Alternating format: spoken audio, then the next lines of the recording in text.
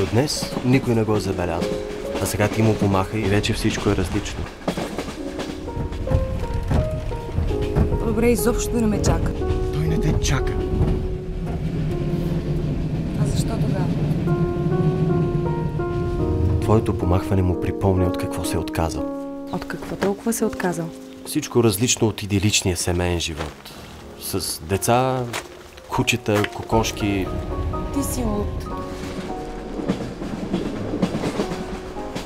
Не вярвам в любов сред трудовски одела, анцузи и кюфтета. А в каква любов вярваш?